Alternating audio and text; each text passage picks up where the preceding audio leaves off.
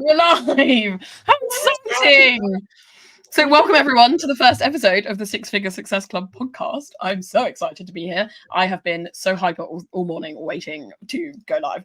And we've got an amazing guest with us. We've got Kaitlyn Cook with us. So do you want to just introduce yourself, please, Kaitlyn?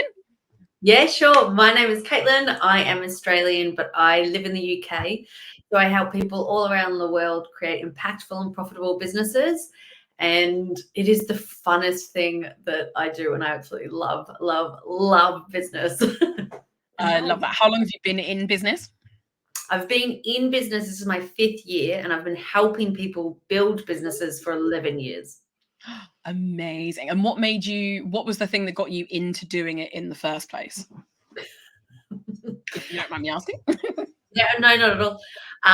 So I'm Australian and my partner's English, and I met him when I was living in the UK the first time. And we'd been together 10 months, and we either had to pay $7,500 for me to get a visa to stay in the UK or for him to get a visa for Australia. Or we were like, why don't we take option C and then we'll just travel Southeast Asia for a year and see if our relationship is worth, $7,500 for a visa. So we did. That's what we did. We sold everything, and we traveled and landed in Bangkok in Thailand in 2019. And the morning we woke up, we were looking over the river. I was having a coffee, and I opened my laptop. I'm like, what the hell can I do to make money online? Wow. And it just went from there. First of all, I love option C. I love that you were presented with 2 options and you were like, I'm not doing either of those. Let's think of something else instead. And I think traveling Asia is a much better way to spend £7,500 or dollars, for sure. And good to hear that it worked out and your relationship was worth it, and now you're happily married. Yes. We got engaged actually a couple of months ago. So yeah, Congratulations. Thank you. That is amazing. But yeah, going from taking the plunge to go traveling, I think it's always pretty scary. It sounds fun, and I imagine it was fun when you get there, but taking the actual plunge of kind of leaving what you know behind and just traveling for months, I imagine is quite scary, especially with somebody that you're considering maybe spending your life with, possibly. Yeah, I think I'm very much a person, I just jump into things. I don't try and overanalyze it. I just jump in and go, let's just figure it out. And I'm so glad I did that instead of overanalyzing all the different ways that it could or couldn't have worked. But it was the best thing we could have done, because we literally just jumped in and we're like 24/7 together. If it doesn't work like this, then we have our answer. And it was the best thing we ever did. Amazing. I love that. So then you were looking at how can you make money online. So what I'm imagining is that you found lots of ways and you tried some ways, and some of those ways probably didn't work. So what were the first kind of things that you tried? So from a practical standpoint, what I did to kind of figure it out, because for anybody who's listening and they're like, I want to start a business, I have no idea what to do. I wrote down what I could actually get paid to do. So what I was skilled in already, and from a confidence standpoint, that helps. So I was like, right, well, I know business, I'm good with business acumen. I'm good with financial acumen. What can I do to kind of figure this out? And I just love helping people and helping people achieve goals. So the first business I set up, it was called Keep It Simple Startups. Wow. Yeah, it was called Keep It Simple Startups. And for me, I was like, okay, I'm going to blog and I'm going to be all over Instagram, and I'm going to do it this way. And a month into it, I realized I don't like posting a lot on social media. I'm very, very inactive on social media. I'm not consistent with writing blogs. It's just not something I enjoy doing. And at that time, I was like, no. So that failed miserably, because I was like, well, I'm not going to keep up with this. So that stopped. And then it kind of evolved. So the first way I started making money was just literally creating business plans for people, because that's what I'd literally done before. It wasn't something I loved to do, but it was something I could do. So I started doing that. And then it's evolved now into being able to do things that I love to do in my zone of genius, that I enjoy doing. So much more. But there's so many ups and downs throughout the business journey. It is not linear, that is for sure. No.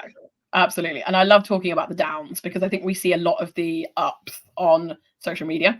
I think we see a lot of the highlights and the this is how I can help you. And we see a lot less of the this is actually the real stuff. And this is when it gets really tricky. And sometimes you want to jack it in and just go back to work kind of times. So when you were kind of starting out and you realized that the Instagramming and the blogging wasn't the thing that you wanted to do, what was it like kind of making the decision to stop doing that thing and move on to doing a different thing? Good question. I think, honestly, it was scary. It was scary, and I had the duality in my mind of I don't want to quit. I just want to keep going. But I was also like, but I don't know if I want to keep doing this. So it was real like, am I actually quitting because I just want to quit, or am I quitting because I actually don't want to do it? So I know because there's this whole mentality when you start business, like just don't quit, just don't quit. But it's like, don't quit the thing you want to do, but quit the things that you've tried and you don't like. So it took me longer than it should have to actually have just gone, no. And I've held this guilt around it for so long. And then, years passed and you get over it. But I think it's a very much a transition. It's a moment by moment choice. And I think one of the most incredible things that I've done, and it's a very grounding practice that helps when you're starting or growing a business, is get clear on what you actually want your days to be like. What do you want to feel? What do you want this entirety of the business to be like? And then ask yourself, is what I'm doing now giving me that? Or could it give me that? And if it can't, that's a really good indication to go, maybe I should pivot slightly if you don't like the word quit. Maybe I should shift it to something different. For me, it wasn't like quit one thing, go to another. It was more like I just kind of shifted. I took myself out of the box of just working with startups and I expanded on what that could be, which worked for me. I love that. I think that's something people forget is that you can get to the same end destination, which for you is to build a business that's helping businesses.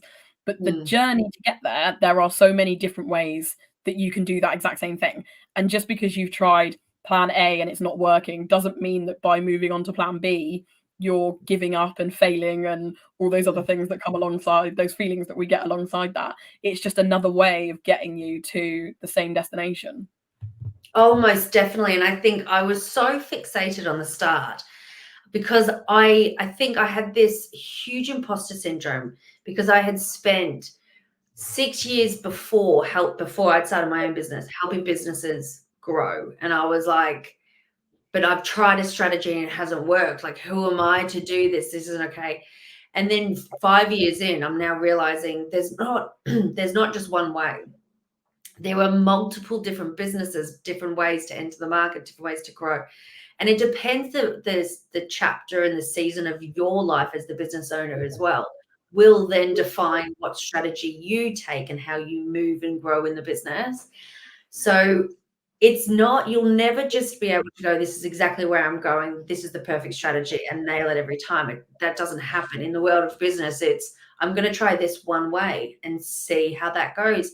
And I'll get feedback. What did I enjoy? What didn't I enjoy? What worked? What didn't work?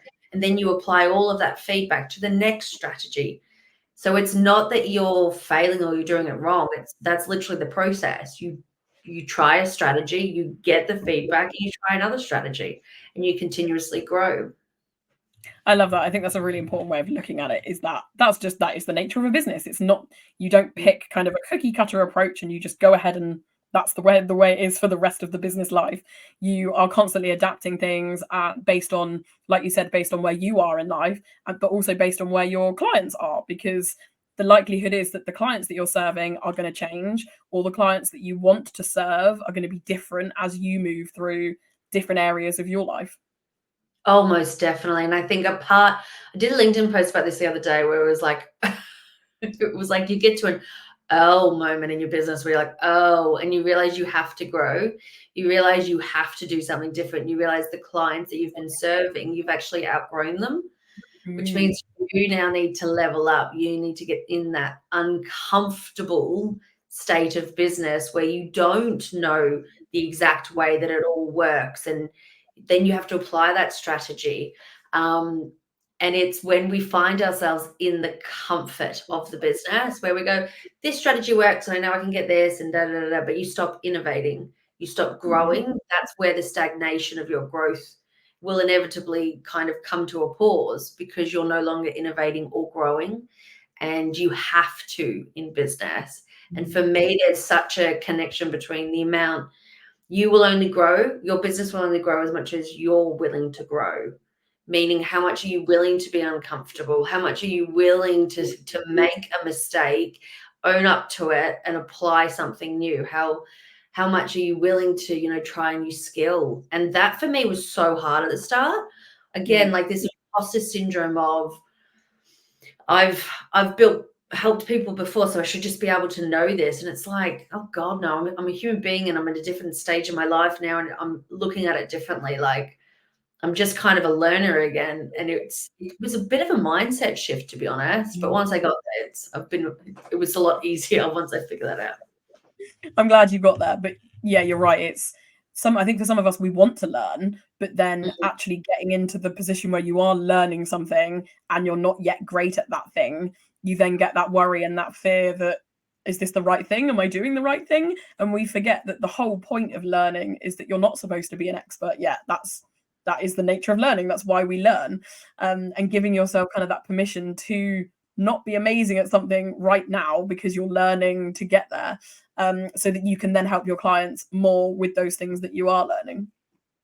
Yes, definitely. And I think when I've applied that mentality now, I've really doubled down on that for the last few years, and I've found my zone of genius, or what I'm incredible at in the business, whilst I'm learning everything else. So it's not you've learned everything, you're done. It's you're constantly learning in different things in different ways.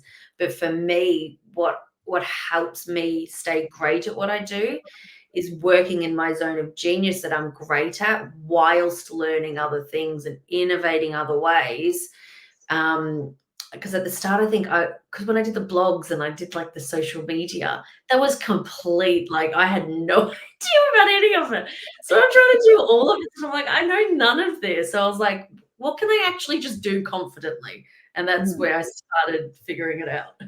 Yeah, and finding that balance between the things that you're really good at and doing those things because you know that's going to support the business right now, and then learning the new things so that you've got somewhere to take the business when the things that you already know start to get kind of stagnant. Yeah, definitely. And then, as you said, when you started the business, you were doing too many new things that you weren't an expert in, and that's definitely not the way that we want to do things. I always teach my clients that if you want to learn something new, or you want to build a new habit, it needs to be kind of one at a time almost, and get good at that next thing or build that next habit and get comfortable with that before you then start adding in other things, because otherwise you kind of overwhelm yourself and you've got nothing to ground you. Like you said, you're not working in your zone of genius, you're only doing all of these new things and you get kind of unstuck. Oh my gosh, most definitely. And I've realized the deeper I've gone into the business, I've realized how everything is somewhat interconnected. Like when you learn a new habit, if you're trying to do 10 new things, your nervous system will be so activated because you're doing something so new beyond its comfort level that you will self-sabotage, and then you'll spring all the way back and you'll be worse off than before you started. So but some people are great at learning like potentially two things at once. There's some people who are like, I can't just do one, it's too boring. Two is like great for them. But it's all about figuring out what works for you. And that's where those strategies come into play. That's where the mistakes are made. Because then you go, am I good with with two new habits? And if you're not, because you failed at it, you'll go, great, let's try one then and see what happens. And there's a real compassion and kindness that comes with that, because it's literally just knowledge for you to get better at what you want to do. Because there's nobody on this earth that goes, I want to be a business owner, and then the next day they're successful and they haven't fallen and they haven't made mistakes. It's not possible. Absolutely not. I always love the little tidbit of the overnight success took me 10 years. That's one of my favorite kind of things when we look at a business. They have not become an overnight success. You haven't seen the 10 years worth of bit of struggle and fails and challenges that they've been through, you've literally seen what looks like overnight success. And I always think everyone should remember that when they're thinking that they're failing. It's absolutely not the case. Oh, most definitely. And it's a really grounding reminder as well. Like, everyone's journey is different. Everyone's time frame is different. Like, when you're growing a business, you're also living. You're also potentially a parent. Like, you've got like so many other things going on that sometimes that requires a rebalance, a reshuffle, a refocus, where your business isn't the primary focus. Like, other factors might be, which inevitably is going to change, the outcome of what you want. But it's all okay, because you'll get to where you want to go eventually. It's just not necessarily in your time. Absolutely. And I think being empathetic towards yourself and understanding that you're a completely different person to somebody else and the journey that they're on. And that, I think people see that as a negative, but I see that as a positive. I think it's a good thing that you're not the same as that other person, and the journey that you're on is completely different, because it means that you're showing up and serving your clients in a way that is unique to you, and that's what's going to draw them in. If you try and copied somebody else and did exactly what someone else was doing, you're not going to be successful, because you're going to end up drawing in their ideal clients, and then when you're working with them, there's going to be a disconnect, and you're not going to gel, and it's not going to end up being successful. Oh, most definitely. I think there's this, I say, because I know there's like competitors and all of that out there, but I tend to call them your companions, because they're people out there who have done what it is that you're wanting to do in their own way that's worked for them. Meaning, it's a way for you to be like, to believe and know that it's possible for you to figure it out in your own unique way. And the more that you figure it out, and like the more, and I know I keep saying this, but it's so important, the more you make mistakes, the more you fall down, that gives yourself the ability to stand back up, to know that you've got your own back, that you can do it. And when you keep standing back up after you make a mistake or after you fail, there's this inner self-belief, there's this inner confidence that kind of just like erupts, and it's incredible. And from that, you stand up a bit more taller, like, I know who I am, I know who I'm serving, I know I've got this. And it's in those moments by moments that you decide, this is who I am, this is who I'm serving, and this is how I'm going to show up today. And it's so cool, especially for women, to see the women change in those moments and just become, and just be like, this is who I am. You're like, yes, it is. Well done. It's so empowering, isn't it, for them themselves, and to see it in other people as well. And I think you're right. I think the falling down and then the getting back up, if we didn't have that, if everything was kind of smooth sailing, we wouldn't learn to trust ourselves and the decisions that we make, because everything's just going kind of great all the time and nothing's ever going to go wrong. But it's in the ability to pick yourself back up when there's been a challenge. That's when you really start to trust yourself and know who you are and what it is that you want to do and how you want to kind of show up in the world. Oh, definitely. And it was so funny, because I knew that on an intellectual level, because I knew that, we're like, speaking to business owners before I started mine, I was always like, I couldn't understand why some businesses failed and others succeeded. And I was just like, you literally have a clear strategy. Where you need to go. Just walk there. Just do that. It's easy. You'll be fine. Mm-hmm. And it wasn't until I started my own business and I really reflected, and I was like, holy moly, there's so much more that goes on in the inside, not just the external strategy. And it's not just linear. Like, there's so many levels involved in, and this is why it's so individual to the person, to the business owner. It's like, where are you now? Where's your self-confidence now? Where's your mindset? Where's your self-belief? And dependent upon that will dictate how many times you have to get back up to start trusting yourself, to start going, you know what? I've made the same error and the same mistake multiple times, but I'm learning and I can do this and I've got this. And that is the work. And I was having an interview with somebody the other day, and I was saying, like, when you're in the starting phase of business, it's normally around 18 months is like the sweet spot of a startup. But there's not as much external validation, as in the money's not necessarily where you want it to be. The team's not where you want it to be. So it's like, nothing's really working. I'm not doing this. But the 18 months is actually spent a lot more on the internal shifts that you need to make the internal growth you need in order to grow your business. So what I would say with that, and it's so important with a startup, is celebrate your progress. Understand where you were at the start and where you are now, and celebrate those tiny little milestones of where you stood back up and you were able to believe in yourself. And that will help you go further than if you just try and looking at the external validation, not as quick at the start.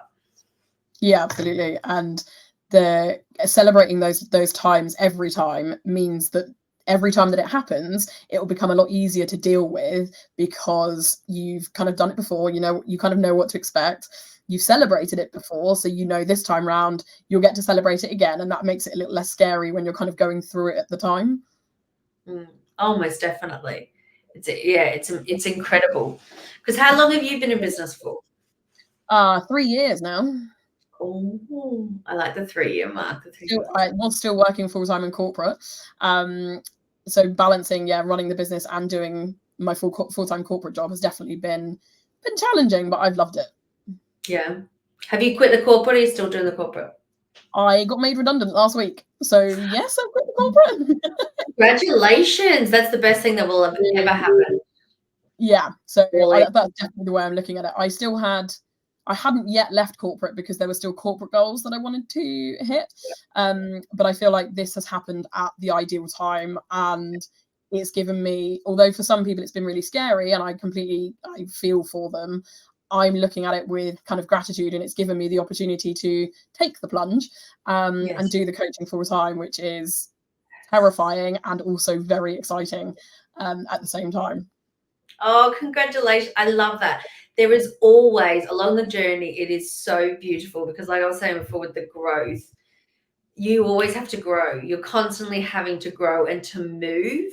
And when you get too comfortable, then we kind of get moved on. And so I find the duality when I'm working with clients, and for myself as well, where it's like, okay, I want to do this and I want to do that. And you're like, okay, cool. Well, what would happen if you did this? And then all of a sudden, something out of the blue changes, like they lose their job or whatever, or their partner gets redundant, then they have to double down. And you're like, this is literally the best opportunity, because now you're leveling up to double down. An incredible book I would recommend is read The Big Leap by Gay Hendricks. He talks about problems and like how we can really level up in our life and business, and the normal process that occurs, like the fear that pops up, the self-sabotage. It's a really good read if you're into I absolutely get that. Yes, I definitely need that right now. But yeah, I'm definitely seeing it as a blessing, and it was completely unexpected, but I mean, worse things have happened. It's not the end of the world. I've got the coaching business. It's fine. I'm just going to take this full time, and it's going to be great. And I'm really excited. You've got this. Embrace it. Get clear on what your goals are in the coaching business, and just double down on what your KPIs are now. Yeah, absolutely. Speaking of, so we've obviously talked a lot about starting out in the business and celebrating the mini wins. So one thing that I've been talking to some clients about this week is their KPIs and the sort of things that they should be measuring at the start, because you don't necessarily have the income coming in or the number of clients that you want, but that doesn't mean that you're not making progress. So I'd love to get your take on, if for a client that's at the beginning of their journey, what sort of things would you suggest that they measure to show that they are making progress, even if they're not yet seeing the income that they want? Yeah, good question. So what you focus on expands. So the way I always look at it, and this is where the individuality of a business can come in. Like, there's obviously the fundamentals of what you need to look at, but then there's also like elements of what you want to bring in. So when you're growing your business, you want to be really clear on what your output is in terms of what your lead generation is. How many people are you reaching out to? What's your lead strategy look like? So then you can say, for example, I sent out 10 cold DMs. Of those 10 cold DMs in a day, I got 3 responses. Of those 3 responses, I got 2 no's and 1 yes. Meaning, if I expand this out, and I want to get 3 yeses in a day, I need to contact at least 10 people. At least 30 people. So what that does, it gives you really clear metrics. And I always break things down to a day-to-day basis, especially when you're growing. You want to get in the habit of doing something every day that's going to make your tomorrow better. So if today you're like, I need revenue, I want to bring in cash, I need cash quick, it's like fantastic. What's your lead generation? What's your marketing look like? And just double down on those efforts and focus in on that, as well as obviously track your revenue and your profit. Track both the revenue and the profit. I've seen so many times that people have great revenue, but they're actually making a loss in their profit because their expenses are way too high. So track both of those, because as your revenue grows, you'll be able to track it more and more. I think that's a good point. I think quite often when you're in the beginning stages of the business, there's a tendency to ignore the expenses and not keep a clear eye on what you're spending and how much you're spending and when you're spending it. And we're focused more on kind of the revenue that comes in. But then you're right, then there then becomes a disconnect between of the actual profit that you're making. And you might be making loads of revenue, but your expenses are too high, and therefore the business actually isn't profitable. Oh, definitely. And I think, because I've done this exercise so many times for myself, first and foremost, because we're constantly evolving and growing, and there's lots of different things we have to manage and juggle. And sometimes we let that slip, and that's okay. The beautiful thing with business is it's ever changing. You can pivot, you can shift, you can double down on something to change the results. So don't panic. If you notice that you're making a loss, don't panic. Just simplify it and shift it. And so many times I do this activity with clients. We'll do like what your month. So it's like, what are you doing every month? What does this look like? What is your day to day? And what's really important is like, where are you spending your time? Because if you're spending majority of your time in the admin, you're literally going to be growing the admin side of the business. But if you're in the phases where you need revenue to come in quicker, you need to be spending more time in the revenue generating activities. And that's normally where you don't want to be, because it's scary or uncomfortable and you're saying all the reasons why you shouldn't do it. But they're the areas you need to be doing. And it's it's a big moment. It's a big shift when you realize you actually don't need to work 9 to 5 to make a good living. You just need to do the things every day or every week that's going to grow the revenue. When my son was first born, I was working. He'd nap for 2 hours in the middle of the day, and I would work for 2 hours in the middle of the day when he napped. And I scaled the business to 6 years in 7 months because I'd spent 2 hours doing like the revenue generating activity that scared me at the start. But towards the end, I was like, oh, this is fine. This is absolutely fine. But it was very intentional, very focused hours. So you don't have to work a 9 to 5 or 10 hours a day. Work what you want. Just because you've spent those 2 hours doing the focused work that's going to make the difference in your business. So I quite often say to my clients, so I'm really big on learning to prioritize and doing the most important tasks first. So I always get my clients to set their weekly big 3. So what are the 3 big tasks that you need to do this week that will get you closer to your business goals? And then if they're sort of umming and ahhing and they don't really know, the question I always ask them is, if you've only got 4 hours next week, what do you have to get done to make progress in the business? And getting that, whatever those activities are, whether that's DMing people or following up with leads or getting your social media content out, get that done first. And then if you've got energy or time left over to do other things, amazing. But you know that you've done the things that are actually going to bring in the revenue. Definitely. Because there's only we all have a certain amount of energy every single day. And it's really important where you choose to spend that energy and how you feel when you're doing that activity. So if you're fueling and spending your time in 90% of things that you don't enjoy doing, you're literally depleting your energy because you're tired. You don't want to do it. You're talking yourself out of it. Your brain's going to be switching between this. So you're literally using cognitive energy to tell yourself why you should or shouldn't do something. And so it's in those moments, and normally when you write down what you're actually doing in a day and get clear on it, you can get rid of 80% of the stuff you're doing. Because a lot of the times when you're growing a business, or a lot of the times just generally in business, no matter where you are, we get in what am I meant to be doing again? And we feel guilty if we're not working. So you just find stuff to do. And it's like, hold on a minute. I don't need to do all of this stuff. It doesn't have to be this complicated. So it's like literally how much money do you want to make this month? Where are your clients? Have a chat with them. Yeah, absolutely. I think as people, we're generally really good at filling our time. Like, we're not, it takes a long time to learn that you don't have to spend all of your time doing stuff, whatever it is, whether it's working in your business or watching TV or scrolling on Instagram. You don't, like, you are allowed to do nothing. And I think, especially as a business owner, learning that is really challenging. And the fact that you don't have to be, you didn't leave a 9 to 5 to work 24/7, or most people didn't. If you want to do that, that's completely up to you. But I think most business owners have left the 9 to 5 because they actually want to work less hours, but they end up working more hours. And I think taking that time to evaluate how you're spending your time, I think, is really important. Oh my gosh, it really, it so is. And I noticed it with me and I noticed it with my clients. When you start to earn more money by doing less, there's a real guilt that comes in with it. Like, who am I to earn this amount of money doing something I love? And so because of that, for me, I overcomplicated my business drastically. And then I would hire all these people because I just felt bad about having all this extra money. And the same goes with like my clients. That's kind of their pattern as well. So it's really recognizing and understanding, it's being aware of what action you're about to take and why are you taking that action. So what's Mhm. the actual reason you're doing that? Do you have to do that? Like, what happens if it doesn't get done? And it's a lot of, because 80% of business is mindset.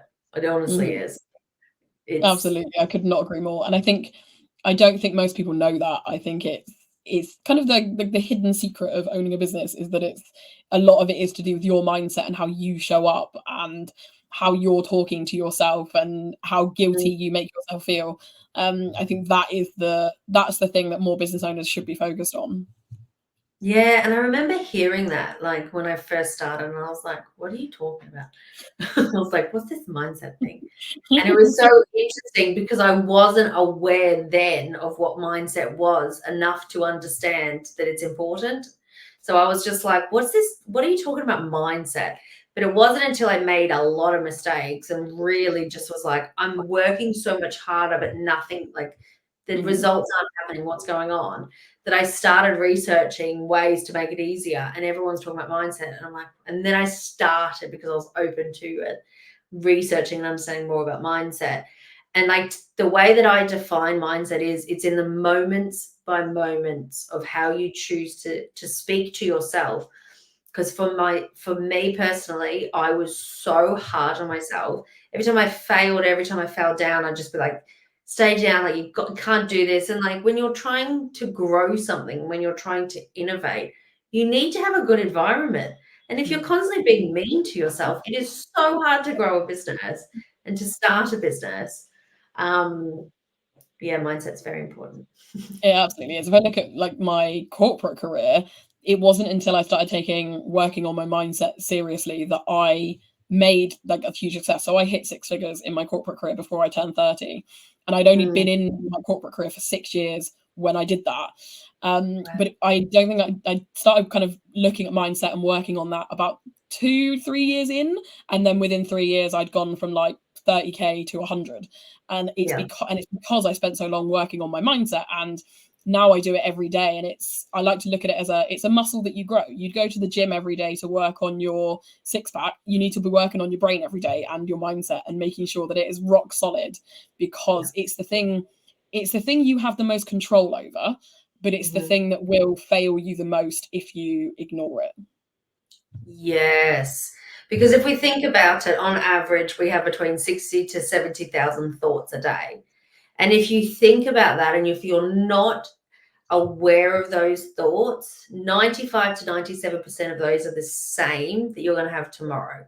And the same. So you're literally giving yourself 3 to 5% space to think or something new. And when you think something new, you create and you do something new. So your outcome's new. So there's this real, when you're first like starting to understand mindset, there's this real opening of, what the hell have I been thinking for all these years? When you actually allow yourself to be aware of it, and you're like, what? And there's this kind of like going through the weeds, trying to figure it all out. It's still a bit foggy. It's still a bit just like, I'm unsure what's happening, but you're aware of it. And that's what's important. And then the second phase of that is being aware of it and then choosing something new and then kind of stopping it and going, I want to do this. I want to do this. And what happens is when you do it and you have to do it day to day, because that creates a compounding effect. You can just do it a couple of times a day. Like, it doesn't have to be all day, every day. But it's a beautiful thing when you're aware of it and then you shift it, and it's a day-to-day mentality, that compounding effect. And before you know it, something that used to bother you and keep you down for days, you're just like, oh, that barely annoyed me. That's barely anything now. And then you realize how much more at peace you are with yourself.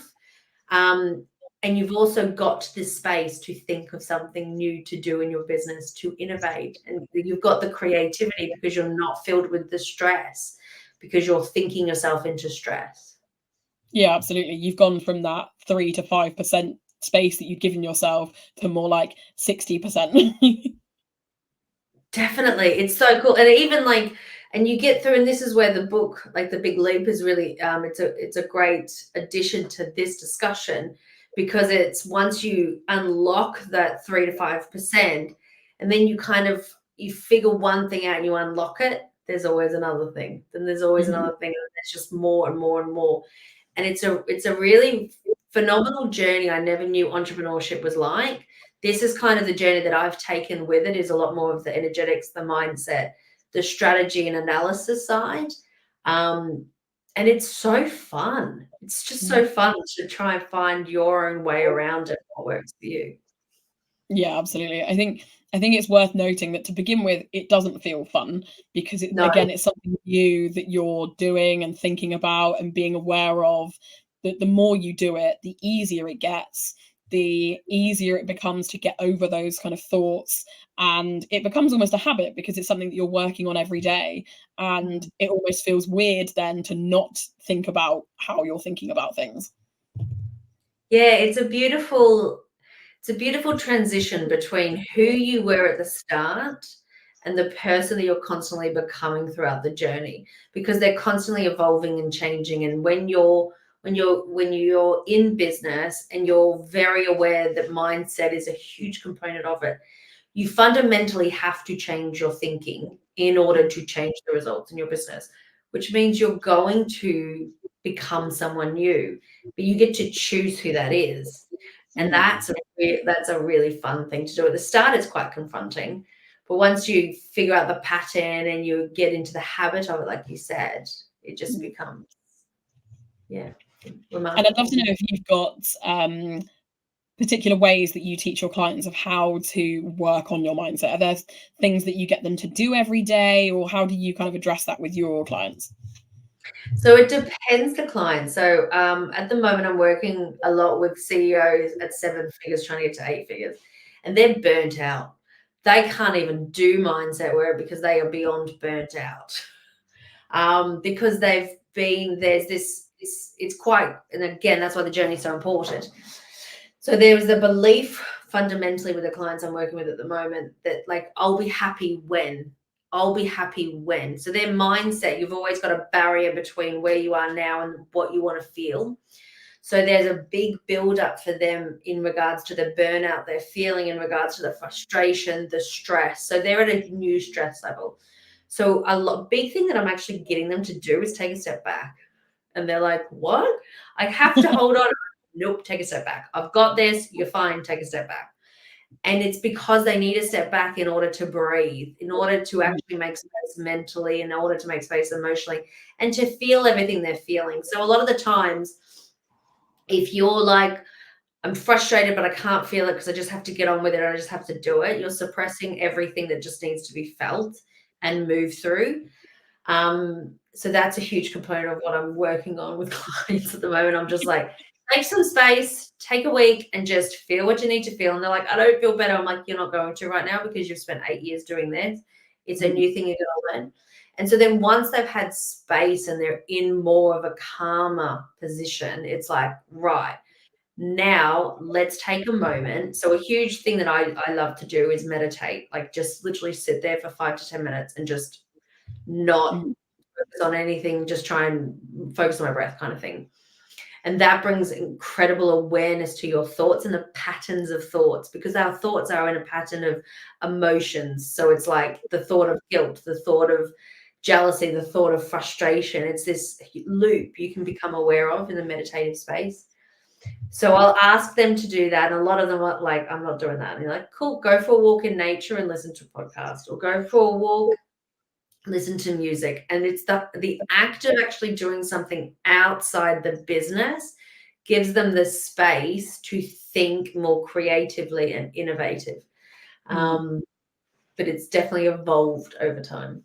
Yeah, absolutely. There was a few things there that you said that I wanted to pick up on. So I love meditating. It's one of my favorite ways of relaxing. I think there's so much that we can consume now, and everything's always so busy, that taking the time out to meditate, even if it's only for 5 minutes, I think is really rewarding. And I also think that the benefits that you get from it is worthwhile doing.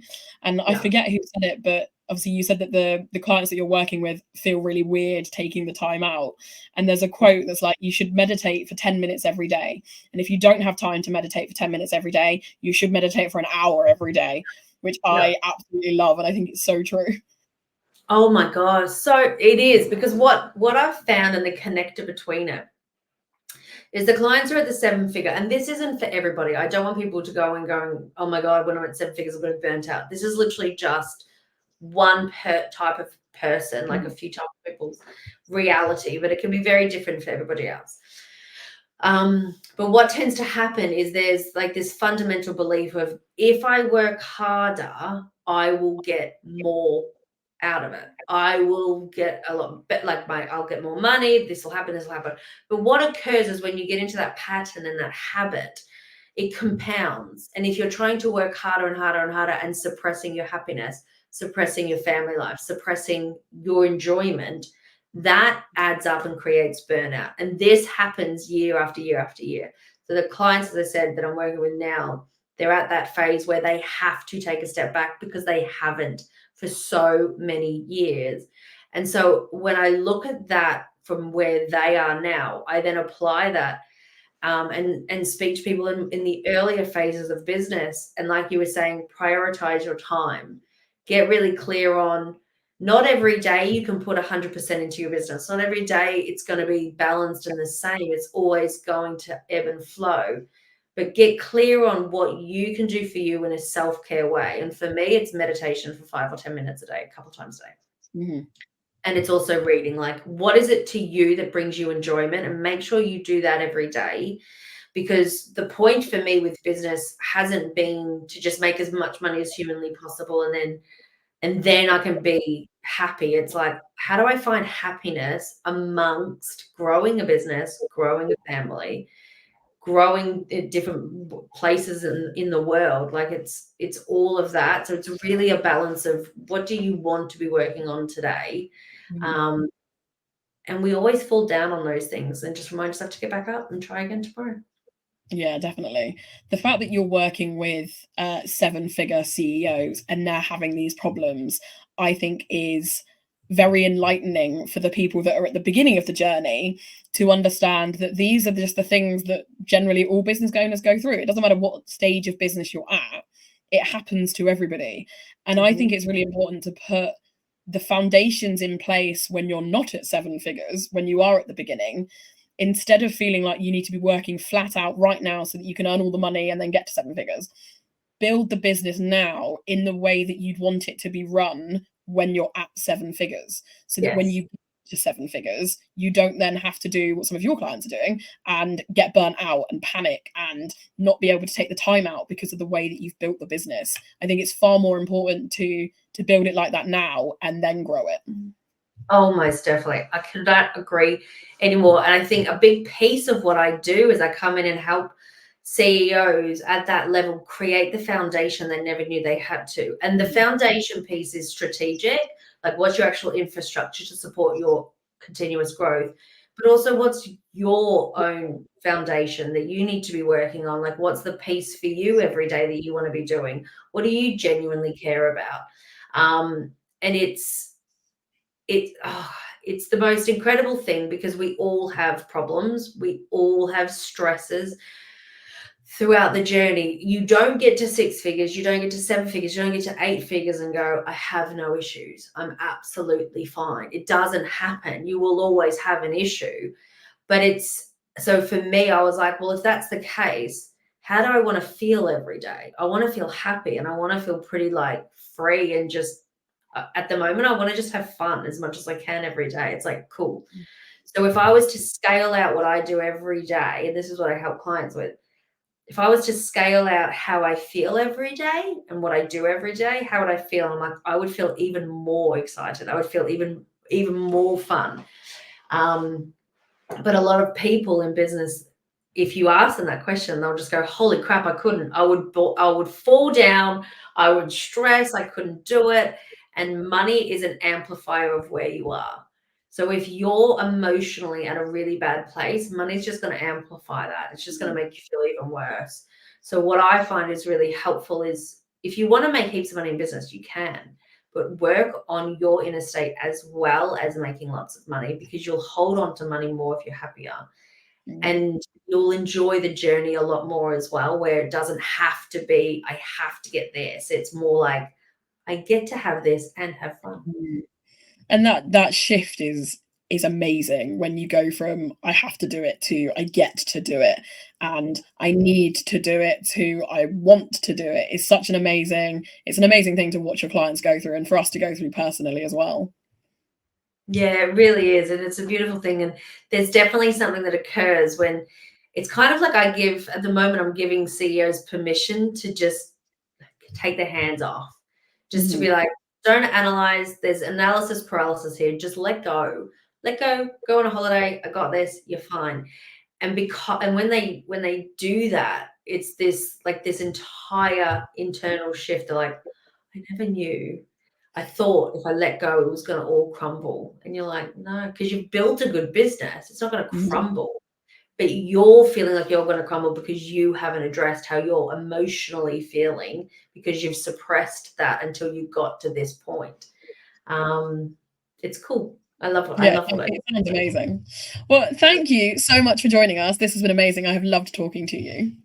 I have too as well. And congratulations on your first podcast. It's been so fun. I'm so excited to do more of them. But yeah, it's an amazing journey. It's an amazing thing that you're doing with your clients. It sounds very rewarding and sounds like you're making a huge impact on some very successful people, which is really cool. Yeah, well, thanks for saying impact. My whole thing is about combining impact and profit, because you can have money and have a great life and create incredible impact. And I'm all about doing both. Amazing. Well, thank you so much. Have a lovely rest of your day. Thank you. You too. Take care. Enjoy your weekend. Bye.